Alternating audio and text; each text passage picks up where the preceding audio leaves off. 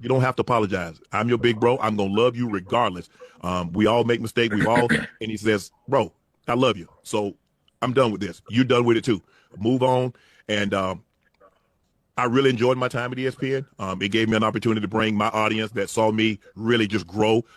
They saw me, Lakers in 5, and they saw me say all these analogies that my grandparents gave me, and I was able to bring that to ESPN. So I'm very, very grateful for that. But I just wished, of all things, like I said, hey, they did what they felt they needed to do, and I'm at peace with that. But I just wish, guys, this thing could have waited until Monday, because I hate the fact that I'm overshadowing my brother, the first 2 brothers in the Pro Football Hall of Fame. Do I condemn Shannon Sharpe? No, he a man. He a human, man. That man, everybody make mistakes. Some people still get caught, right? Your stakes are high. When you working at McDonald's, and nothing against people working at McDonald's, it's an entry-level job. You know what I'm saying. When you working at McDonald's and you do what Shannon Sharpe did, nobody cares. Right? Nobody's going to sue you, right? Or whatever he did. I don't know if he did anything criminal, because she ain't pursued any criminal charges. But if you do the same thing Shannon Sharpe did, nobody cares.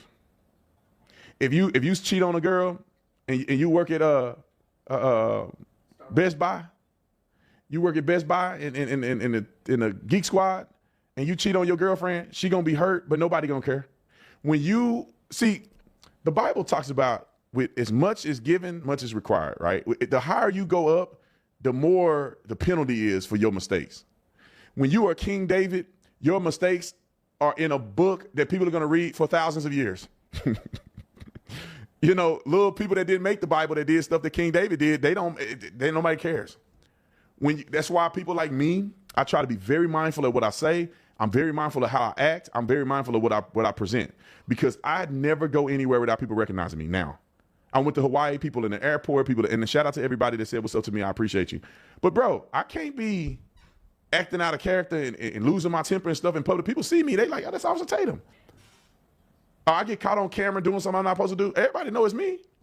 And I'm not saying that you should want to do those things, but don't do them because you're popular. You should try to pray to God and work on having good character with as much as God has given you. You have to kind of protect that. So you can't do stuff everybody else can do. You can't make the mistakes everybody else can make.